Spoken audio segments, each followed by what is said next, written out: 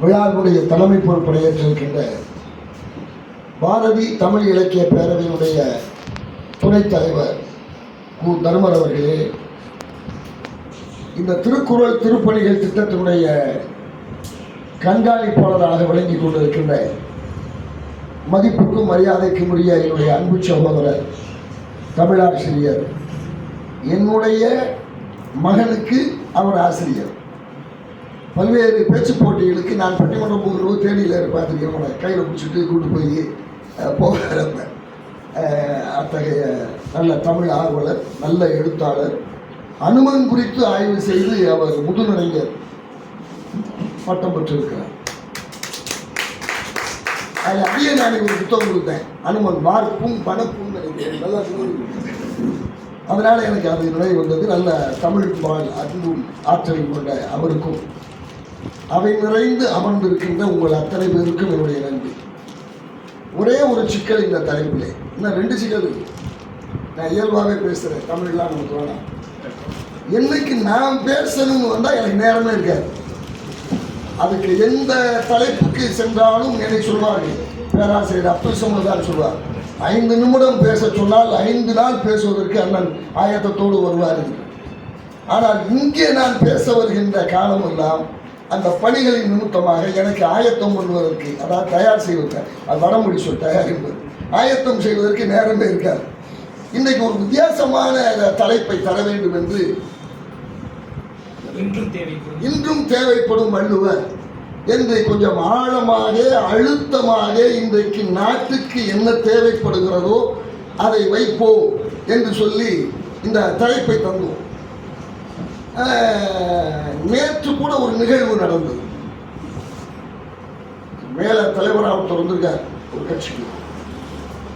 அங்க அதெல்லாம் ஏற்றப்படாது, இதெல்லாம் ஏற்றப்படாது, இனிமேல் அடிதான் என்று அவர் சொல்லிவிட்டார். இனிமேல் நேருக்கு நேர் அடி, எச்சரிக்கையோடு யாரும் பேச வேண்டும் என்று என்ன நேற்று ஒருவர் சொன்னார். அப்போ அதெல்லாம் நினைத்து பார்த்து பேச வேண்டிய, அச்சப்பட வேண்டிய ஒரு சூழலுக்கு இன்றைக்கு நாம் ஆளாகி நிற்கிறோம்.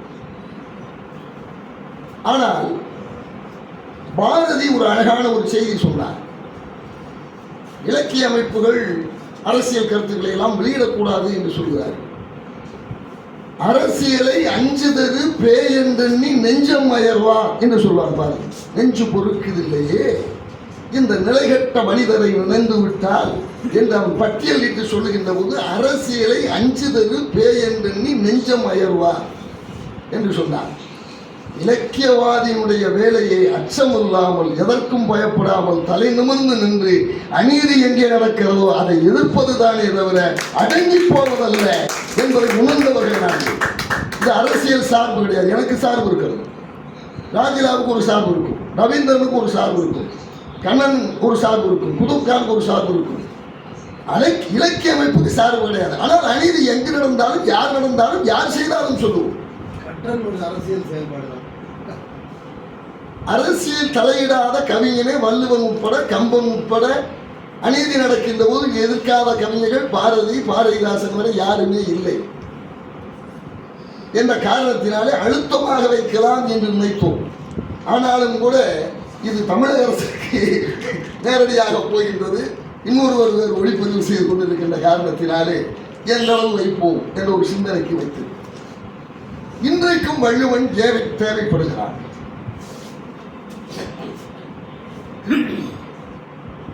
எந்த ஒரு கவிஞர் காலம் கடந்து நிற்கிறானோ அவன் என்றைக்கும் நிற்பான்.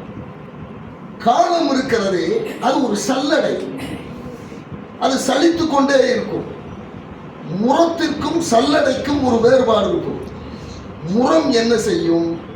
நல்லதை கையிலே வைத்துக் கொண்டு தூசி தும்பு எல்லாவற்றையும் வெளியேற்றிவிடும். சல்லடை என்ன செய்யும்? நமக்கு நல்லதை எல்லாம் கீழே தள்ளிவிட்டு கண்டதை எல்லாம் மேலே வைத்துவிடும். இதிலே காலம் என்பது சல்லடையா முரமா என்று பார்க்க வேண்டிய ஒரு காலம் இருக்கிறது. வள்ளுவனுக்கு முன்னாலே பல்லாயிரம் கவிஞர்கள் இருந்தார்கள், வள்ளுவனுக்கு பின்னாலே பல லட்சம் கவிஞர்கள் இருந்தார்கள்.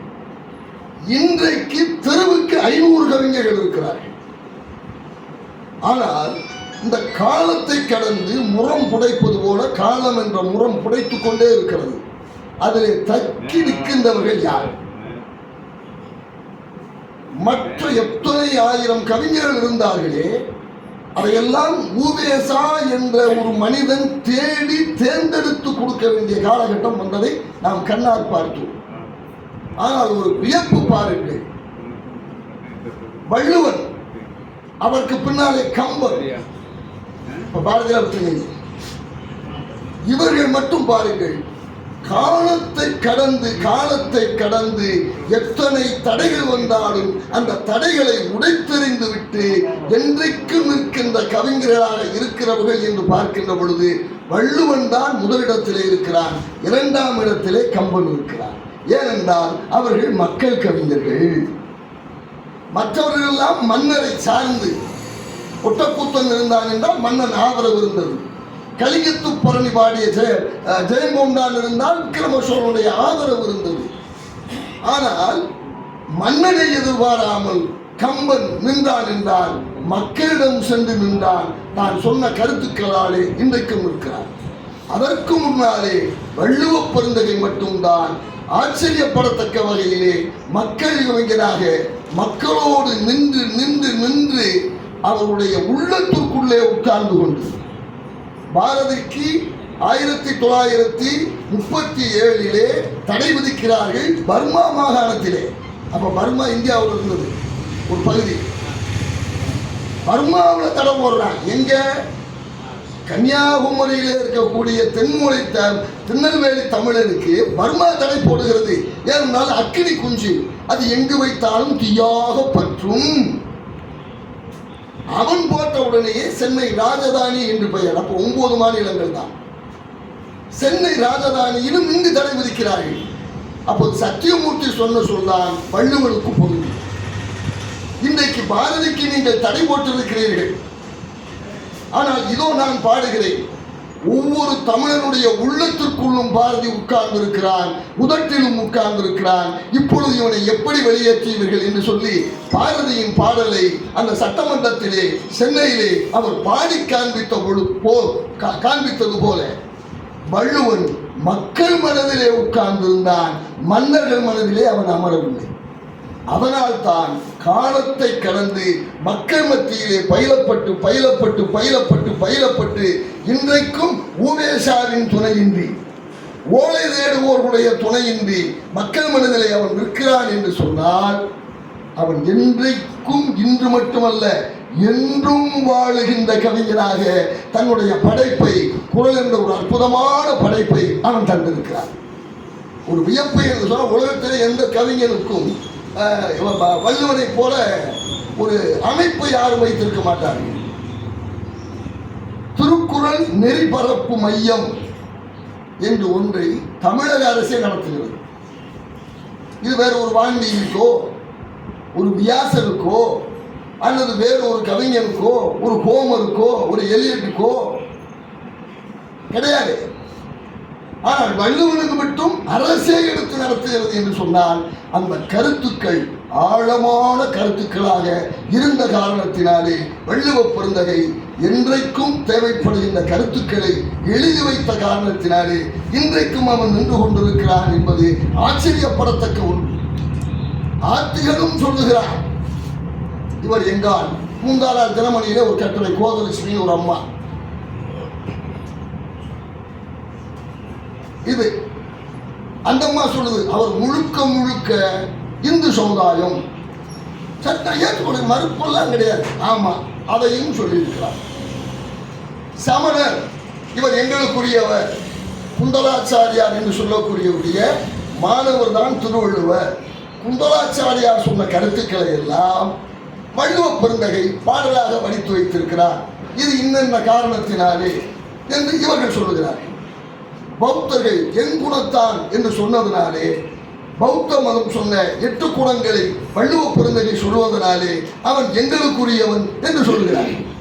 கிறிஸ்துவ பெருமக்கள் ஒரு போராட்டத்தையே நடத்தி அண்மை காலம் வரை அவர் எங்களுக்குரியவர் என்று சொன்னதையெல்லாம் நாம் பார்த்தோம். ஆன்மீகவாதிகளும் எனக்குரியவர் என்று சொல்கிறார்கள்.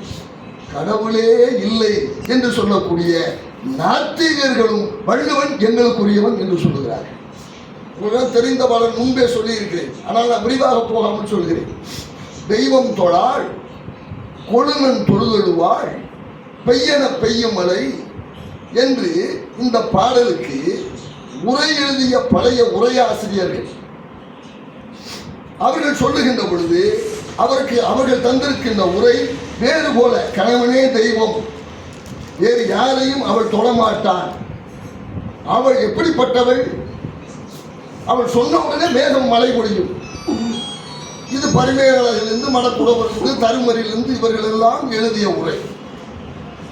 இதே பாடலுக்கு இப்போது இருந்த கலைஞர், நாவலர், புலவர் குழந்தை இவர்கள் சொல்லுகின்ற பொழுது கணவனை உயர்வாக எண்ணுகின்ற பெண் இருக்கிறாரே, பெய்யென சொன்ன உடனே பெய்கின்ற மழை போன்றவள். இது வேறுபாடு உங்களுக்கு புரிஞ்சிருக்கும். அப்ப நாத்திகளும் வள்ளுவனை புறக்கணிக்க இயலவில்லை, ஆத்திகளும் வள்ளுவனை புறக்கணிக்க இயலவில்லை. நான் முன்பு சொன்ன செய்தி உங்களுக்கு நினைவிற்கும் இருந்தால் ஒரு நினைவூட்டுகிறேன், எப்படி இவன் காலம் கடந்து நிற்கிறான் என்பதற்கு. தேவர் முத்துராமலிங்க தேவர் வடக்காடி வீதி அங்கு வருகிறார். மீனாட்சி அம்மன் கோயிலிலே வடக்காடி வீதி இன்றைக்கும் அந்த வள்ளுவர் மன்றம் நடக்கிறது. அங்கே நம்முடைய உத்தமாலயம் சட்டமன்றம் அப்ப 52 அதனுடைய சட்டமன்ற உறுப்பினராக பி.டி. ராஜன், தமிழகத்தினுடைய பிரீமியர் பிரதமராக இருந்தவர். தமிழ்வேல் என்று பெயர், ஆனால் தமிழை பேச தெரியாதவருக்கு. அது வேற. இது பெரிய கொடுமை என்னன்னா, நம்மளாம் இப்படி பட்டம் கொடுத்து எப்படிலாம் தமிழுக்கு எடுத்து வச்சிருக்கோம், இதெல்லாம் ஒரு சான்று. அவர் தலைமை தாங்கி நிற்கிறார். அப்போ தேவர்வாளாகோ ஏதோ பேசுங்க குரலை பற்றி உடனே வள்ளுவர் உடனே தேவர் பேசுகிறார். இதே பாடலை சொல்லி தெய்வம் தொழாள் கொழுநன் தொழுதழுவாள் பெய்யன பெய்யும் மழை என்று சொன்ன உடனே அவர் இருந்த விளக்கை தான் பாருங்க, வள்ளுவன் எப்படியெல்லாம் இடம் கொடுக்கிறான் என்பதற்கு. அவர் சொன்னார், ஆன்மீகவாதி வள்ளுவன், அவன் தெய்வத்தை கும்பிட மாட்டான் என்று அவன் பாடியிருக்க மாட்டான். அந்த பொருளிலே தெய்வம் என்று சொன்னால் தெய்வம் வேறு, கடவுள் வேறு. கடவுள் என்பது அனைத்தையும் கடந்து நிற்பது, இதற்கும் கட்டுப்படாதது, இஸ்லாமியர்கள் தேவையற்றவன். ஆனால் தெய்வம் என்பது வள்ளுவனே சொல்வத வையத்துள் வாழ்வாங்கு வாழ்பவன் வானுரையும் தெய்வத்துள் வைக்கப்படும். இப்படி மனிதர்கள் இப்ப இந்திரன் என்று சொல்லுவோம். இந்திரன் என்றால் தலைவன். ஒரு தலைவன் கிடையாது, நிறைய தலைவங்க. அது எல்லாத்தையும் ஒரு இந்திரன் ஆக்கிட்டாங்க இல்லையா? அதுபோல இவர்களைத்தான் தெய்வம் என்று போற்றுகிறோம். அது போன்ற தெய்வங்களை வணங்க மாட்டாள். கடவுளை வணங்க மாட்டாள், அந்த தெய்வங்களை வணங்க மாட்டாள். அவர்களை விட உயர்வாக கணவனை போற்றுகின்ற பெண் என்று அவர் ஒரு விளக்கம் சொன்னார். அப்ப வள்ளுவன் எப்படி ஒவ்வொரு காலத்திற்கும் தந்தால் போல பொருளை தந்து அவன் மேலே சென்று கொண்டிருக்கிறான் என்பதற்கு இதுவெல்லாம் ஒரு சான்று. இன்னொன்று நான் வியக்கின்ற விஷயம் வள்ளுவ பெருந்தகையிடம் என்ன என்று சொன்னால், வள்ளுவ பெருந்தகை இருக்கிறானே 3 பேரை மட்டும்தான் நான் இங்கே ஒப்பிட விரும்புகிறேன். எத்தனையோ அரசியல்வாதிகளை, தலைவர்களை இந்த உலகம் பார்த்திருக்கிறது. எல்லோரும் தங்கள் வழியிலே மக்களை திருப்பியவர் யார்? மக்களோடு இயைந்து சென்று அவர்களைப் போல தங்களை மாற்றிக் கொண்டவர்கள் யார்? இந்த வேறுபாடை பிடித்துக் கொள்ள வேண்டும். தான் சொல்வதை மக்களை கேட்க வைத்த தலைவர்கள் நம்முடைய இந்திய திருநாட்டிலே அண்ணல் காந்தியடிகள், தந்தை பெரியார். இவர்கள் வாக்குக்காக பேசாத காரணத்தினாலே உண்மையை சொல்லி தாங்கள் கொண்ட கொள்கையிலே நின்று கொண்டு அவர்கள் வேறு எதற்கும் அஞ்சாமல் மக்களை தங்கள் பக்கம் திரட்டி காட்டினார்கள். இதுக்கு சான்று சொன்னால் திருக்குறள் விட்டு வெளியே போய் நேரமாயிரும். அதுபோல கவிஞர்களிலே ஒரே ஒரு கவிஞன் வள்ளுவன் மட்டும்தான் காலத்திற்கேற்றாற் போல, மன்னர்களுக்கு ஏற்றாற் போல பாடாமல் தான் கொண்ட கொள்கைக்கேற்ப மக்களை திருப்பிய ஒரே கவிஞர் இந்திய வரலாற்றிலே பார்க்கின்ற போது வள்ளுவ பெருந்தகை மட்டும்தான். 2 சான்று பல பேர் சொன்ன சான்று தான். பரத்தமை, கல்லுண்ணாமையை பாடிய முதல் தமிழ் கவிஞன் நம்முடைய வள்ளுவ பெருந்தகை மட்டும்தான். அந்த கல் குடிப்பது என்பது ஏற்றுக்கொள்ளப்பட்டிருந்த ஒரு காலகட்டம். அந்த காலகட்டம் அது தவறாக நினைக்காத காலகட்டம். வள்ளுவன் வந்து ஓங்கி அடித்து குரல் தந்த பின்னால் தான் இன்றைக்கு குடிக்கிறது அசிங்கம் என்ற எண்ணம் மக்களிடம் வந்திருக்கிறது. அதற்கு விதை போட்டவன் வள்ளுவ பெருந்தகை. அதற்கு முன்னாலே நம்ம சொன்ன மாதிரி சிறுகள் பெரினே எனக்கீயும் மண்ணே, கொஞ்சம் கல்லு கிடைச்சி வச்சுக்க, அப்பயே அதிகமான உட்கார்ந்துக்கிட்டு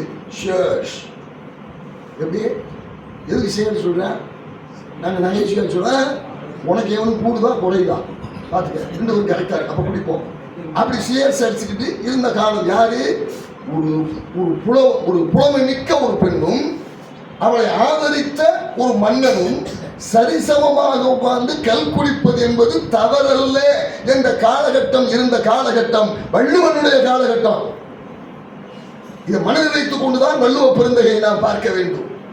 அதுபோல பரத்தமை என்பது வள்ளுவனுடைய காலத்திலே அங்கீகரிக்கப்பட்ட ஒன்று. இன்றைக்கும் அது மருதத்தினையில் தான் இது வரும். ஏன்னா அங்கதான் செல்வம் குவிந்து கிடக்கிறது. செல்வம் குவிந்து கிடக்கின்ற இடத்திலே தவறுகள் நிறைய வரும்.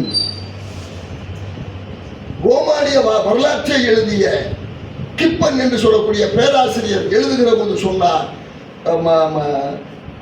ரோம சாம்ராஜ்யத்தின் எழுச்சியும் வீழ்ச்சியும் என்பதை பதிவு செய்கின்ற பொழுது அந்த நூலிலே அவர் சொல்லுகிறார், அந்த பெண்கள் வீரத்தோடு தன்மான உணர்வோடு இருந்த பொழுது பிறந்த குழந்தைகள் ரோமானிய சாம்ராஜ்யத்தை உலகம் முழுவதும் கொண்டு சென்றார்கள். ஆனால் செல்வம் அங்கு குவிந்த காரணத்தினாலே அந்த பெண்கள் மோகத்திலும் காமத்திலும் வீழ்ந்த பொழுது பிறந்த குழந்தைகளாலே ரோமானிய சாம்ராஜ்யம் அழிந்து போனது. நான் ரொம்ப சுருக்கமாக சொல்றது, அது விரிவா பண்ணினா வேற மாதிரி வரும். சாப்பிட்றத கூட அளவுக்கு மீறி சாப்பிட்றது, அதை வாய்க்குள்ள வரல விட்டு வாங்கி எடுத்து மறுபடியும் சாப்பிட்றது. இது மட்டும் தான் சொல்ல முடியும். மீதி இப்படிலாம் போனீங்கன்னா ரொம்ப ஆபாசமா இருக்கும். இது எங்க வரும்? பணம் குவிகின்ற காலகட்டத்தில் இவையெல்லாம் வரும். அப்படி இருந்த பொழுது பெண் வந்து திருமணம் செய்வார், அவர் களவு மனம் பண்ணுவார், திருப்பி கற்பு மனம் ஆகிரும். அந்த அம்மா என்ன செய்யும்? வாயு வயிறுமா ஆனோன்னு ஆண் வந்து துணை தேடுவாங்க, தவறுகின்ற இடம். அப்ப அவருக்கு ஒரு துணை வேண்டும் இல்லையா? வெளிப்படையா சொல்ல போனா பல வீடுகளும் கொழுந்தியா ரெண்டாம் தாரமானது இப்படித்தான். அக்காவுக்கு துணைக்கு வர்ற கொழுந்தியா ரெண்டாம் தாரமானது இப்படித்தான். அப்ப ஒரு பெண்ணிடம் செல்லலாம் என்று சொல்லி அன்றைக்கு இருந்த ஆணாதிக்க சமுதாயம் ஏற்றுக்கொண்டிருந்த காலகட்டத்திலே அதை உடைத்தெறிந்து ஆண்மை என்று சொல்வது புறன் மனை நோக்கா பேராண்மை என்று பரத்தமையை எதிர்த்து கல் குடிப்பதை எதிர்த்து முதல் எதிர்ந்த தமிழ் இலக்கியத்திலே குரல் வள்ளுவனுடைய குரல் தான் ஓங்கி ஒலித்த குரல். அதைத்தான் பின்னாலே வந்தவர்கள் வழிமொழித்து கொண்டு கம்பனோ பாரதியோ அவர்கள் எல்லாம் பின்னாலே பாடினார்கள் என்று சொன்னான். அவன் எழுப்பிய அந்த புரட்சி குரல் தான் முதல் சோசலிசவாதி என்று சொன்னாலும் அவன் தான் ஓங்கி குரல் கொடுத்து பிறப்புக்கும் எல்லா உயிருக்கும் அழுத்தமா சொன்னது அவன் மட்டும்தான். அவர் இங்கே பிறந்தார், ஒருவர் இங்கே பிறந்தார், ஒருவர் வயிற்றில் பிறந்தார், ஒருவர் காலில் பிறந்தார் என்று சொல்லி கற்பனை கதைகளை சொல்லிக் கொண்டிருந்த பொழுது பாரதி சொன்னது போல மனிதனுக்கு பிறந்த அத்தனை பேரும் சமம் என்று சொன்ன அந்த கவிஞருடைய வாக்கு இன்றைக்கு இந்தியாவிற்கு மட்டுமல்ல உலகம் முழுவதற்கும் தேவைப்படுகின்ற ஒரு வாக்காக இருக்கிறது. இன்னைக்கு அமெரிக்காவுடைய அதிபர் எங்க போய் உட்கார்ந்துருக்காரு? வெனிசுலா நாடு நான் தான் அதிபருங்கிறாரு. எப்படி அடுத்த நாடு நான் அதிபர் சொல்றாரு. அப்படி ஒரு அநியாயமான ஏற்றத்தாழ்வான எவனையும் வலு இருந்தால் என்ன வேண்டுமானாலும் செய்யலாம் என்று இருக்கின்ற பொழுது அதை மாற்றி எல்லோரும் சமம் என்ற குரலை குடியரசு தத்துவத்தை முதன் பதிவு செய்த கவிஞர் என்று பார்க்கிற பொழுது நம்முடைய வள்ளுவன் தான் இருக்கிறார். கல்லுண்ணாமன்னு சொல்றவன் அது ஒரு குரல் சொல்றான். இந்த கல்லு குடிச்சு திரியவனை கூட்டு போய் என்ன செய்யணுமா, இந்த கல் குடிக்க போறேன், ஒரு கல் குடிச்சிட்டு வர்றேன், இந்த ரெண்டையும் வச்சுக்கோங்க. வந்தோடனே இங்க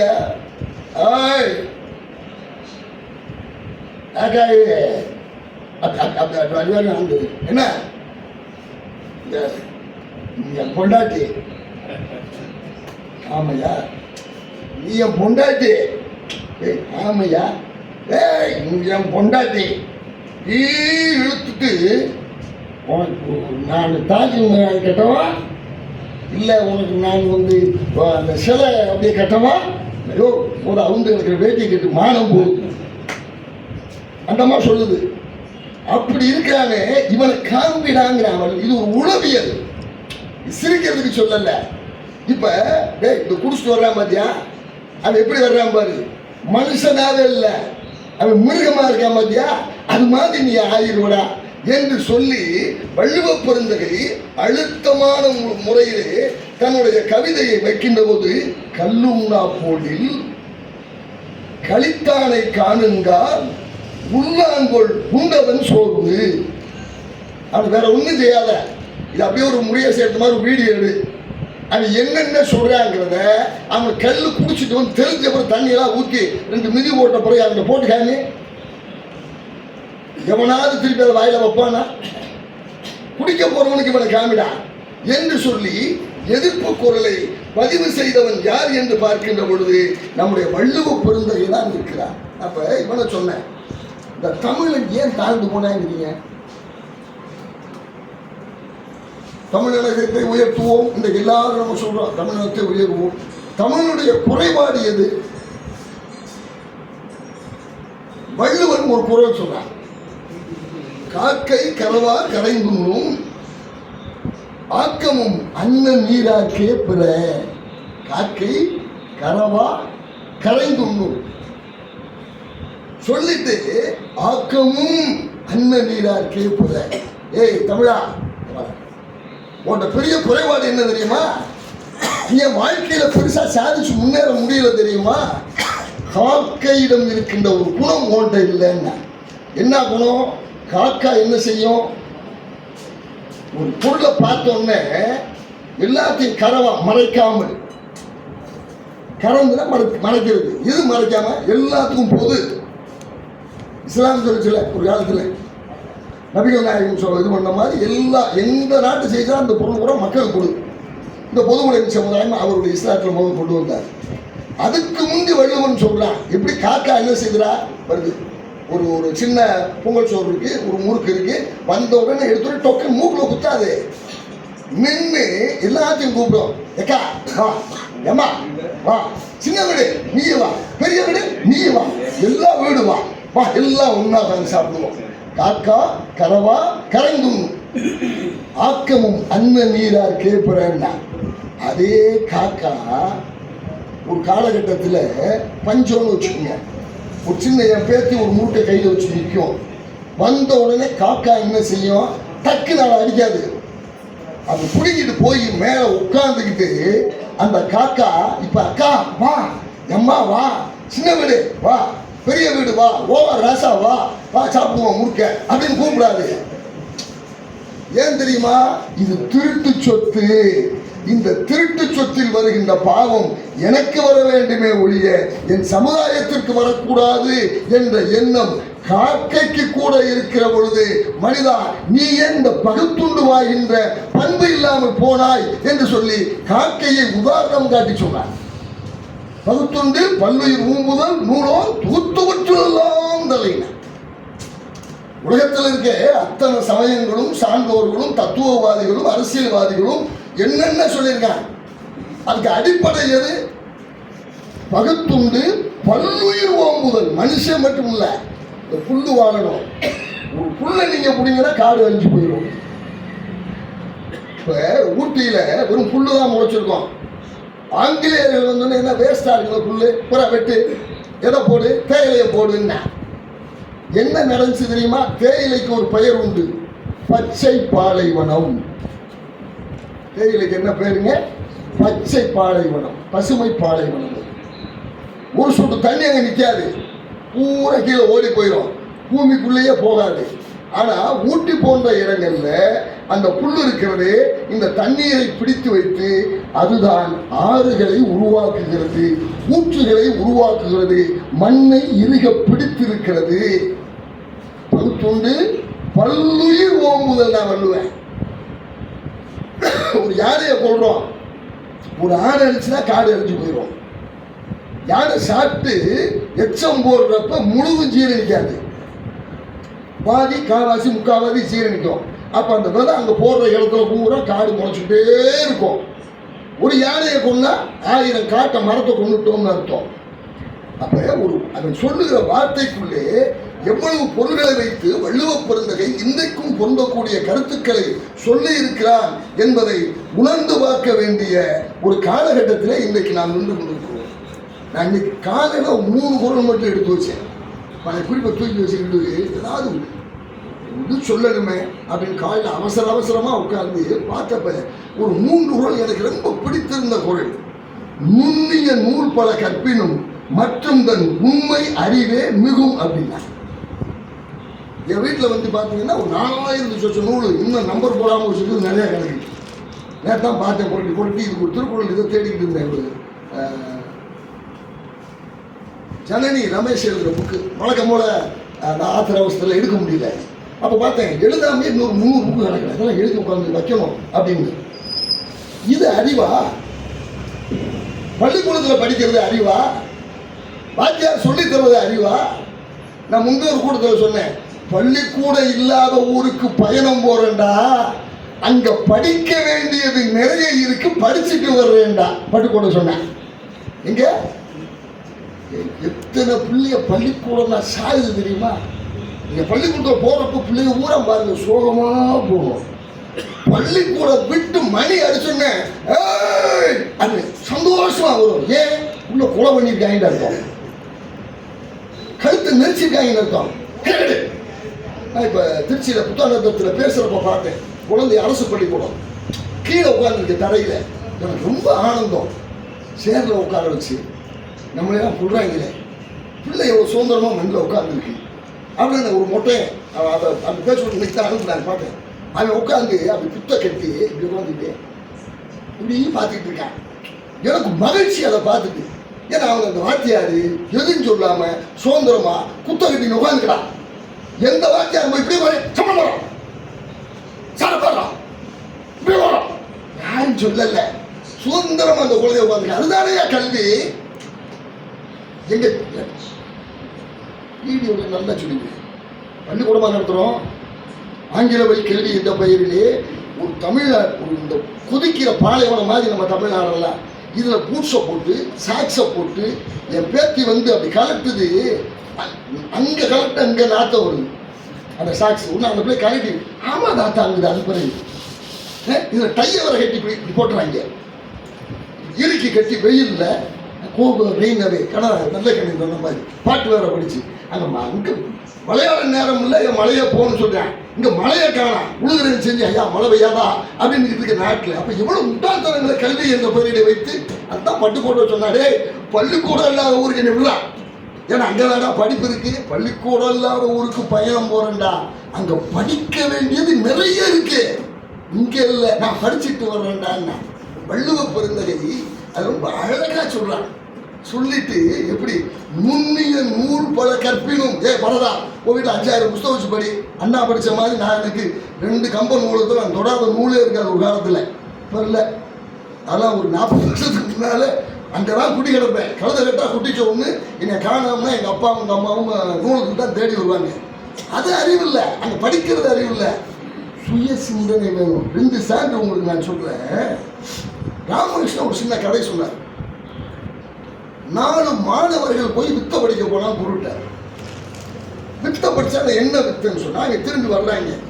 வந்தோடனே பார்க்குறான், காட்டு வழியாக வர்றப்போ ஒரு எலும்பு நம்ம நடி ஒரு எலும்பு கிடக்கு. பார்த்தோன்னே ஒருத்தங்கனாடே இது சிங்க எலும்புடா, எனக்கு என் வித்த பொருட்டை நான் படிச்சிருக்கேன், எப்படி இந்த கொத்த எலும்பை வச்சு சிங்க எலும்பு குட்டையை நான் உருவாக்க முடியும் அப்படின்னா. கூட ஒரு ஓரமான நாள் இருந்தா முருகேச மாதிரி ஆபத்தான வேலைலாம் செய்யாதடா, வேணாம்டா, நம் கற்றை பரிசோதனை பண்ணி பார்க்க வேணாமா, இந்த பாரு அப்படின்னு மந்திரகாளி அப்படின்னா. அந்த ஒரு கால் எலும்பு முழு எலும்பு கூட ஆயிடுச்சு, சிங்க எலும்பு கூட ஆயிடுச்சு. அடுத்தவன் சொன்ன இந்த எலும்பு கூட்டம் மட்டும்தான் உருவாக்கினேன். இந்த பாத்தியா அதுக்கு உள்ள இருக்க தசைகள் எல்லாத்தையுமே இப்போ உருவாக்குறேன் பாரு. வேணாம்டா, இவன் யாரு முருகேசன் அறிவாளி.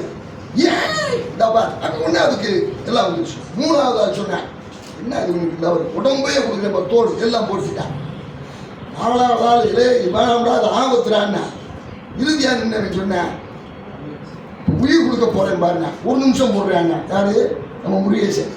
சொல்லிட்டு ஒரு மரத்தை உச்சியில் ஏறி உட்காந்துக்கிட்டான். இப்போ உயிரை கூடாங்க. சிங்கம் அப்படி உயிர் பெற்று இருந்தால் என்ன ஆகும்? இத்தனை நாள் எலும்பாக கிடந்தது, எவ்வளோ பசியாக இருக்கும். 3 வேளை ஒரே அடியாக சாப்பிட்டுச்சு. அப்போ இவன் படித்து என்ன செய்ய? இடம் பொருள் ஏவல் என்று சொல்லி இருக்கிறோம் இல்லையா? அதுதான் அறிவு, அதுதான் ஞானம். ஒரு படிப்பு விஸ்டம் ரெண்டுக்கு நீங்கள் பாருங்க, 2 வித்தியாசம் இருக்கும் இல்லைங்களா? அதை வள்ளுவ பெருந்தகை அன்றைய குரலில் சொல்லி வச்சா, இப்போ அண்மையில் ஒரு 15-20 ஆண்டுகளுக்கு முன்னால் ரஷ்யாவில் நடந்த ஒரு நிகழ்வு, அது கதை. சாலை போடுகிறார்கள். சாலை போடுகிற பொழுது ஒரு விருப்பாச்சி மலையை சொல்லலாம், பழனி விருப்பாச்சி மலை. அந்த பழனிக்கு போனவங்களுக்கு தெரியும். இப்போ எல்லாம் மாறிடுச்சு. ஏன்னா முந்தி நாங்கள் ஒரு சைக்கிள் சுட்டு போனால் இப்படி ஏறி போகணும் அந்த மலையில். அதில் கல்லாம் கிடக்கும். அப்போ இந்த இயந்திரங்களை வைத்து இந்த கற்களை எல்லாம் எடுத்து போடுவது என்பது மிக சிரமமான காரியமாக இருக்கிறது.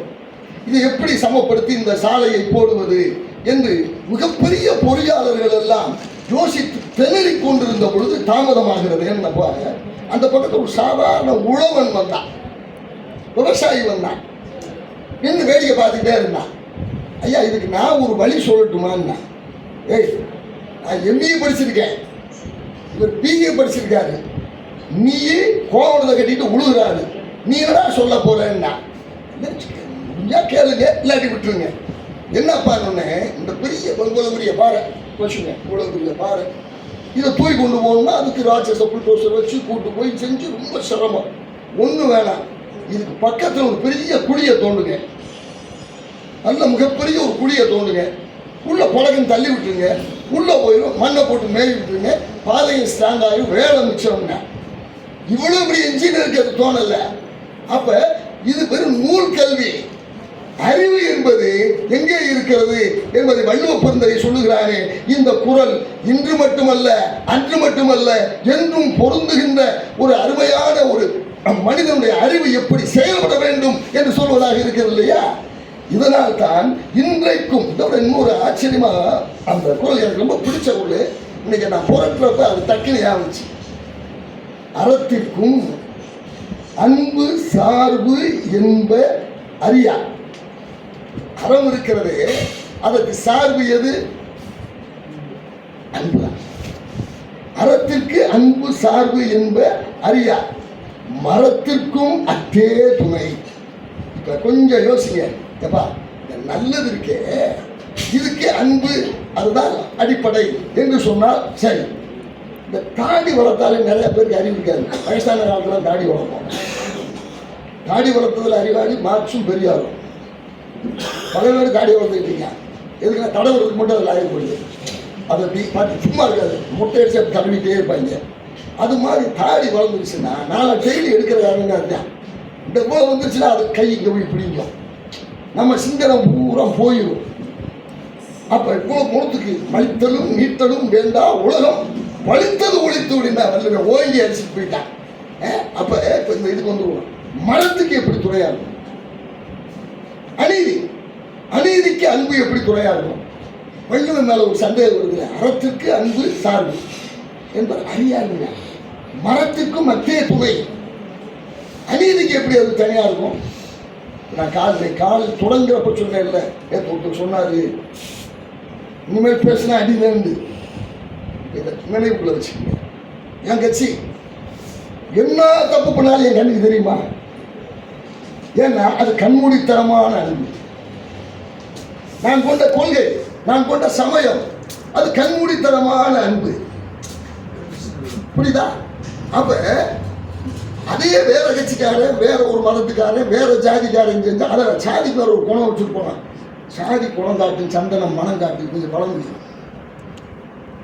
அது அப்ப என்னென்ன தப்பு தப்பா சொல்லி கூப்பிட்டுருக்காங்க பாரு நமக்கு. ஆனா இப்ப இவர் என்ன செய்வாரு?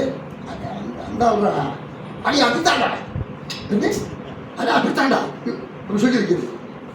இவன் அப்படித்தான் இருப்பேன், இவனை அதை சொல்லுவான், அதை இவன் அவனை சொல்லுவான். அப்ப மரத்திற்கும் மத்திய துணையா வருதா? ஏன்? கண்மூடித்தனமான அன்பு. இதுக்கு உங்களுக்கு சமய இதிகாசத்தில் ஒரு உதாரணம் காட்டணும்னா ராமாயணத்தை எடுத்துங்க.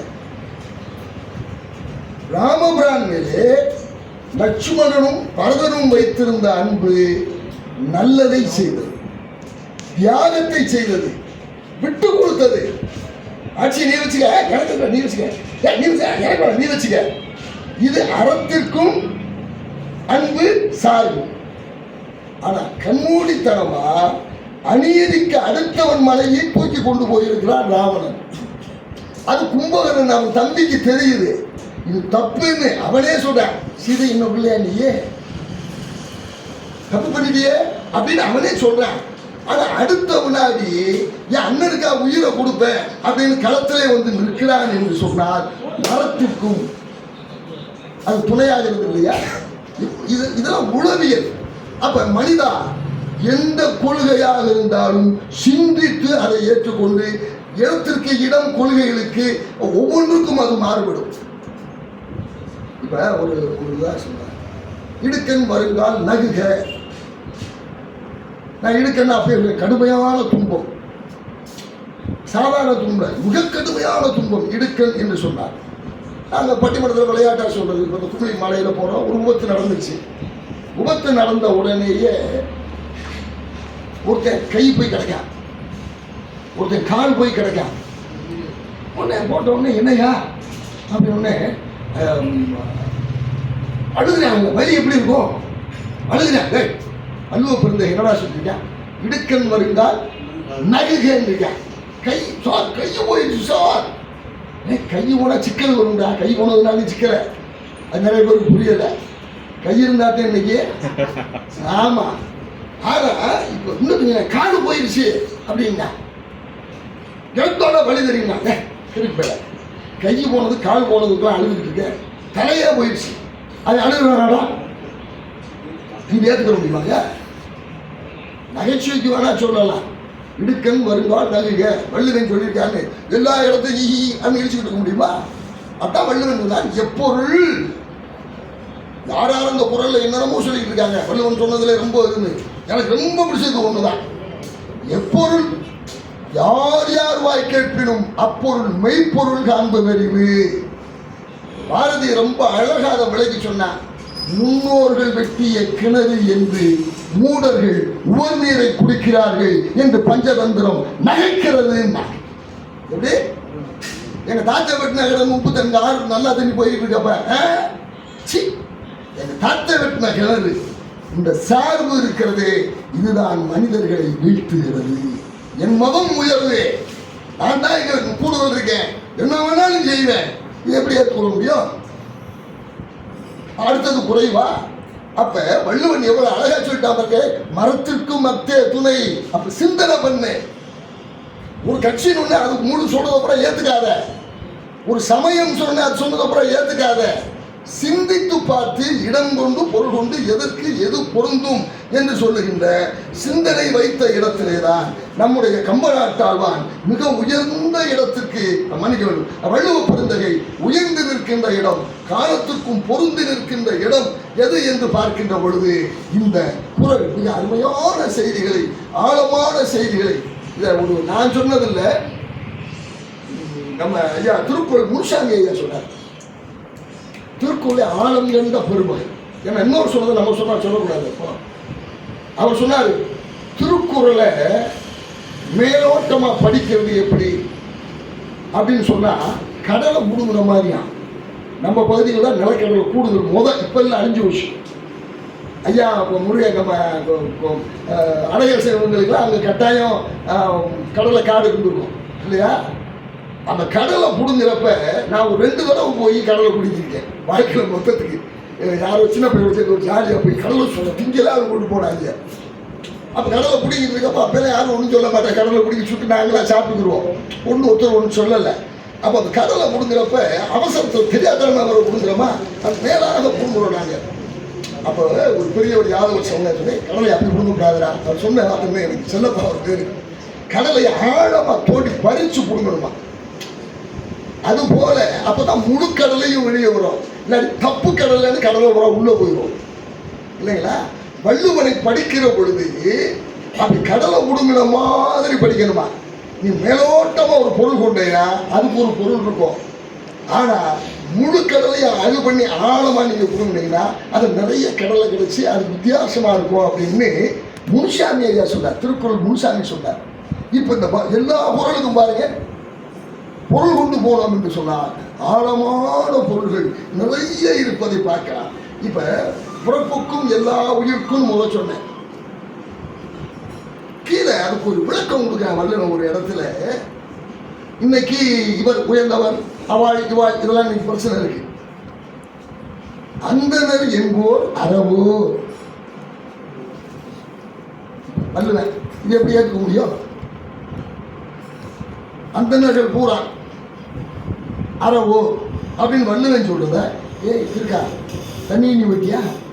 நீ தான் முதல் சொன்ன பிறப்புக்கும் எல்லா உயிருக்கும்ங்கிற. இப்ப அந்தனர் என்போர் அறவோ இது அப்படின்னா மேலான கடவுள் கொடுக்குற மாதிரி. கீழே வள்ளுவன் சொல்ற மற்ற எவ்வுயிருக்கும், மனுஷனுக்கு மட்டும் இல்லை, மற்ற எவ்வுயிருக்கும் செந்தன்மை பூண்டு கொள்கிறார். உலகத்துல எத்தனை உயிர் இருக்கும்? காக்கை குருவி எங்கள் ஜாதி, நீ கடலும் மலையும் எங்கள் கூட்டம், நோக்கும் திசையெல்லாம் நாமின்றி வேறில்லை, நோக்க நோக்க களியாட்டம் என்று சொன்னானே வள்ளுவன். அது இங்கிருந்தா பாரதி எடுத்தான். அந்தனர் என்போர் அறவோர். அந்தனர்னா நீங்க இந்த இடத்துல அருள் கூர்ந்து ஜாதின்னு நினைச்சிடாதீங்க. உதாரணம் சொல்றேன். வள்ளுவனுடைய காலத்திலே சேரினா இன்னைக்கு என்ன சொல்றோம்? ஒடுக்கப்பட்ட மக்கள் இருக்கிற இடம் சேரி. இல்லவே இல்லை. பார்ப்பனச்சேரி, சிலப்பதிகாரம் படிங்க. என்ன கண்ணன்? பார்ப்பனச்சேரி. பார்ப்பனர் என்பதா ஜாதி பேரு. பிராமணர் என்பதோ ஐயர் என்பதோ அந்தனர் என்பதோ ஜாதி பேர் கிடையாது. அதை புரிஞ்சுக்க. ஐயர் என்றால் உயர்ந்தவர், அது ஒரு பட்டம். அந்தனர்னா அதே தான்.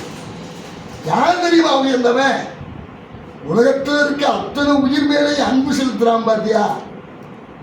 அவன் ஏழையா இருந்தாலும், ஜாதியில் இவனால் தாழ்த்தப்பட்டவனா இருந்தாலும், ஒரு புலியா இருந்தாலும், ஒரு புல்லா இருந்தாலும், எல்லாவற்றையும் தன் உயிர் போல் எவன் நினைக்கிறானோ அவன்தான். இப்ப இந்து மதத்துல துறவரம் ஏற்கிற பொழுது ஒரு மந்திரம் இருக்கு. இன்னைக்கு அதெல்லாம் சொன்னா சிக்கல் வந்துடும். கஞ்சிதான் அப்படின்னு சாமியார் கேட்ட காலம் போய் கஞ்சிதான் காலமா ஆகி போச்சுப்பேன்.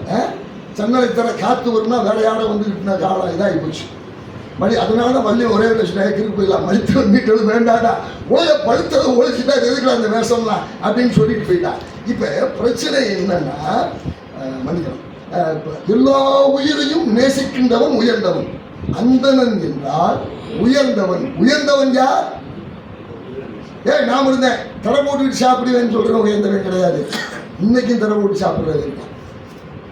ஏன் இன்னைக்கு வள்ளுவனை பேச சொல்லி அரசு சொல்லியிருந்தா அதனால தான் சொல்லியிருக்கு. வள்ளுவனை மக்கள்கிட்ட கொண்டு போ. அவன் ஒருத்தன் தானே உண்மையான ஆள், கரெக்டாக சொன்னாரு, எல்லாத்துக்கும் பொருந்துற கருத்துக்களை சொல்லி பெரும்பகுதி சொன்னது அவன் தான் என்று தமிழக அரசு உத்தரவிட்ட காரணம் எது என்று சொன்னால் அதுதான். இன்னைக்கு நான் இல்லை, நாங்கள் இது இங்கே இருக்கட்டும், நாங்கள் இங்கே போய் இதை ஏற்றுவோம், அதெல்லாம் இல்லை. அவர் ஆடை வெட்டிக்கிட்டோம், நாங்கள் சாமியை கும்பிட்டுக்கிறோம், என்ன பிரச்சனை? இங்கே தான் ஏற்றுவோம். ஏன் தள்ளி ஏற்றினா தீவு அறியாதா? தெரியாதா? முருகேசன் பொறுத்தனாலும் எரியும், ரவீந்திரன் கடவுள் இல்லைங்கிறவர் அவர் பொறுத்தனாலும் எரியும், நம்ம மாப்பிள்ளை என் மகதானையா அங்கே எனக்கு மருமகன் நீ ஏற்றினாலும் எரியும். இவங்க சொன்னாங்க ஏன்னா அதை இடிக்கணும்ல, அங்கே அடிச்சா இங்கே அடிக்கணும்ல இல்லைங்களா?